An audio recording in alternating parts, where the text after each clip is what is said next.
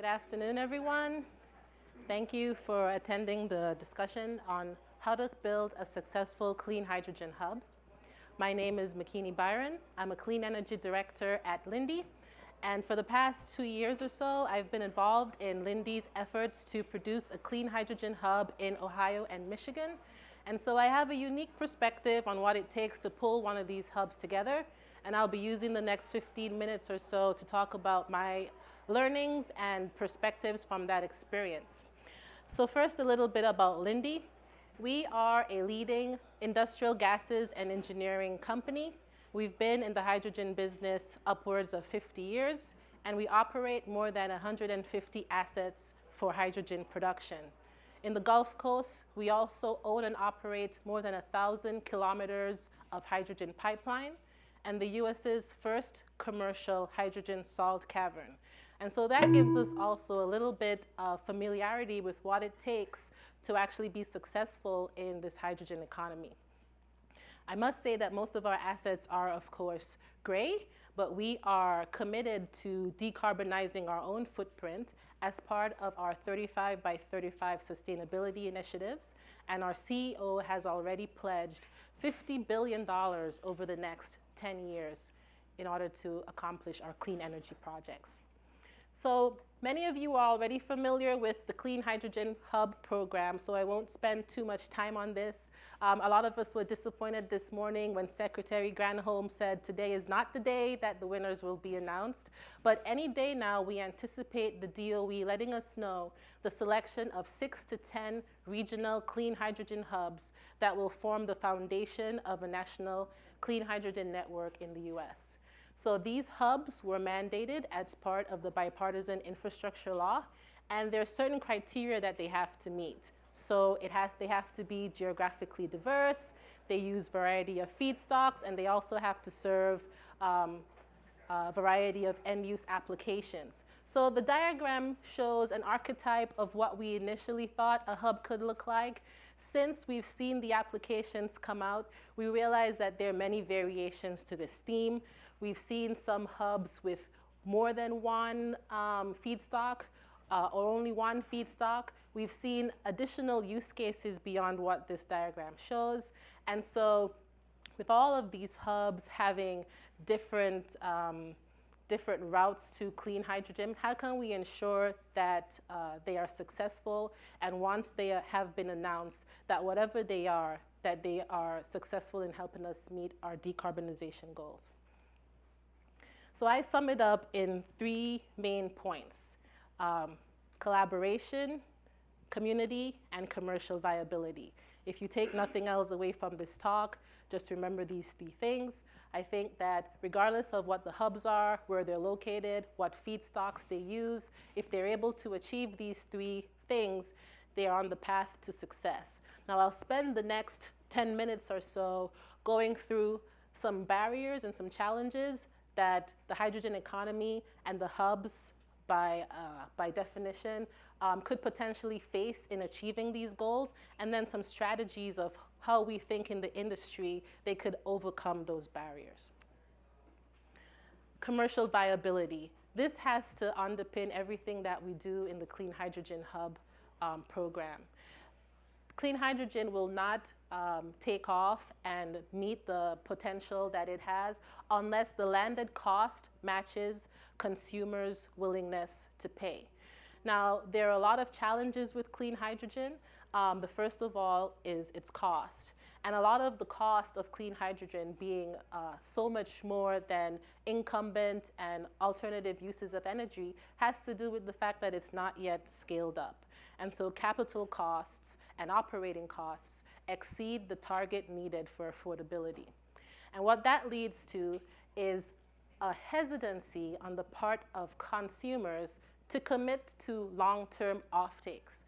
In order for us to invest in the infrastructure needed to build out the clean hydrogen economy, it's going to take hundreds of millions, even billions of dollars, and these investors need to have some certainty that they will recover this capital. And so we see that this sets up a bit of a chicken and egg situation in terms of will they commit, will they invest, and so the hubs, I hope, will be able to break that logjam. In addition to the cost of hydrogen, there are other things that have to do with typical large-scale capital projects that could potentially hinder these hubs as well.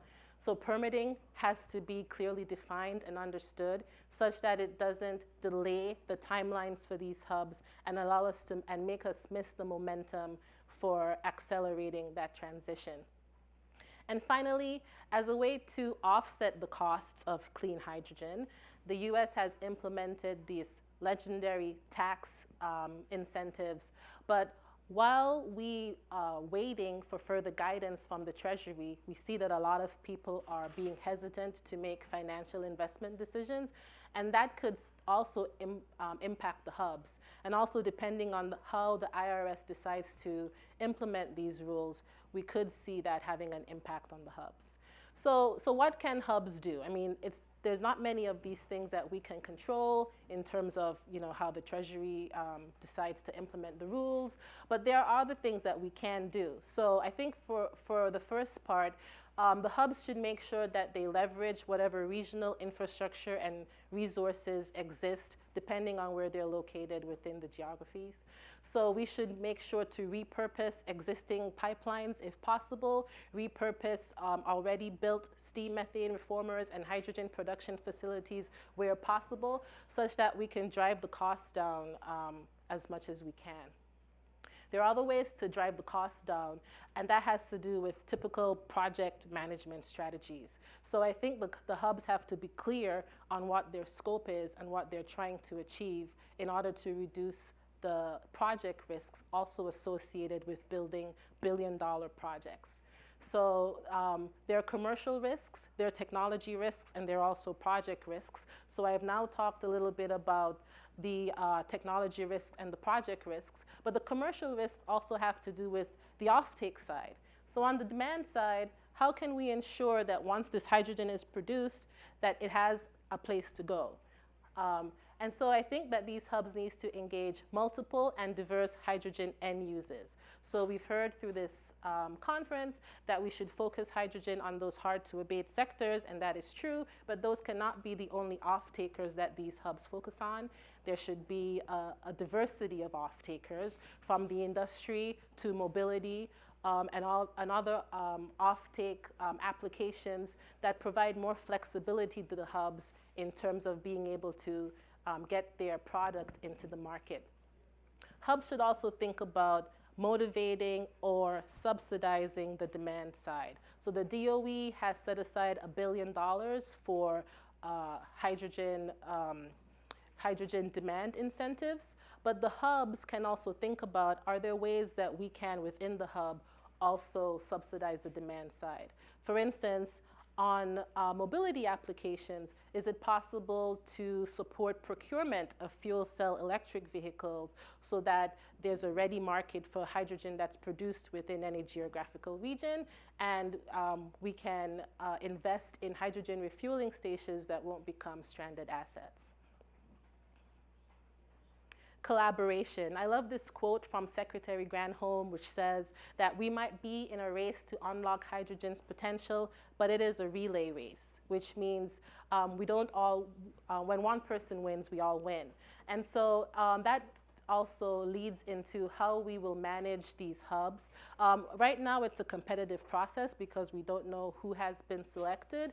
But once those 6 to 10 hubs have been announced, it's important that they collaborate and work together by sharing knowledge and transferring technologies as much as possible. And where it makes sense, also maybe building out transportation corridors such that we can enable a truck that is fueled in Texas to make it all the way to Chicago and back, because that just further underpins the potential success of a clean hydrogen network. These hubs have many partners. I've seen some hubs with upwards of 100 organizations. These organizations include state and local governments, industry, project developers, NGOs, research and academic institutes. I mean, it's great to have all of this interest, but undoubtedly all of these stakeholders have different interests and potentially varying visions of what success looks like. And so it's important that the hubs also establish early, what is our common vision? How committed are we to getting to that end state? And do that upfront as early as possible so that everyone is pulling in the same direction toward success.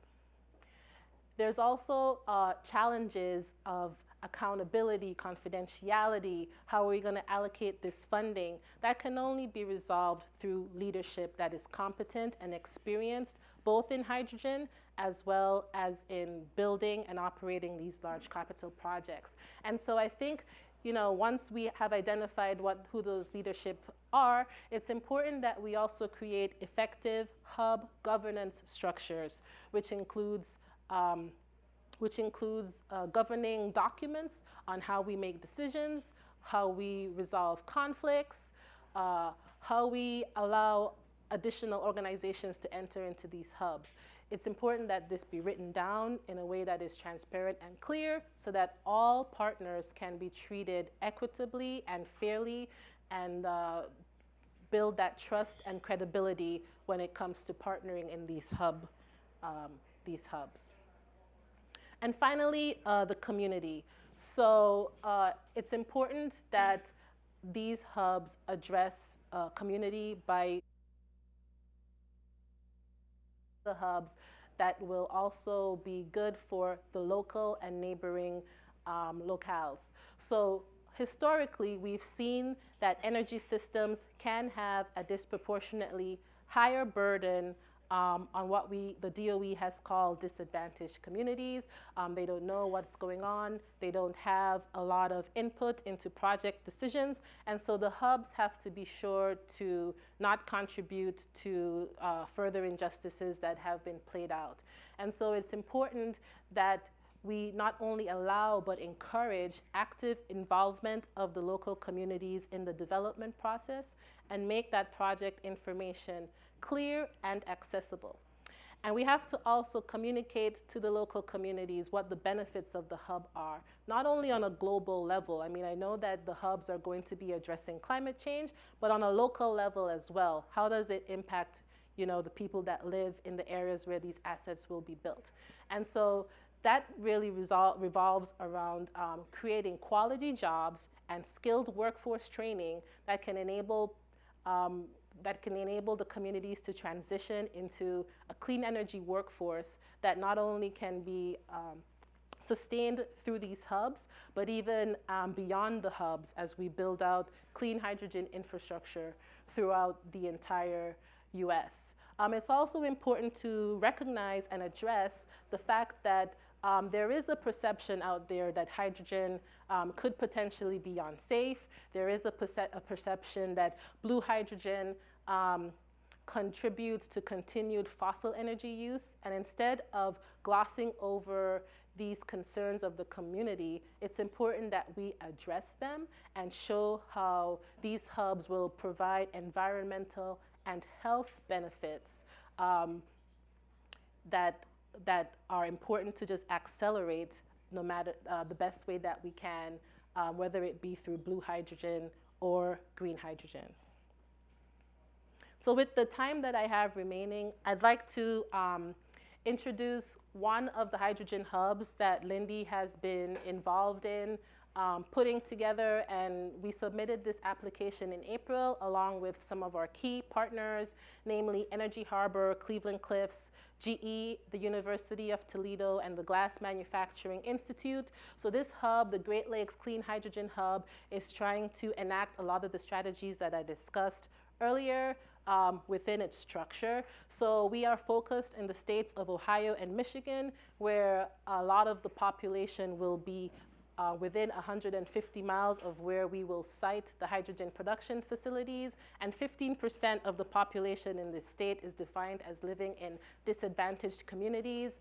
And so there is an onus to do something within this part of the US to benefit the communities and also to reduce CO2 emissions. And so here we're going to be doing a fit-for-demand hydrogen production, initially rolling out about 100 metric tons per day of hydrogen that will be focused on 5 market segments. Specifically, steel and glass are highlighted here because they are the hard-to-abate sectors, and we've already identified partners in these industries that are willing to take some of the hydrogen that we produce.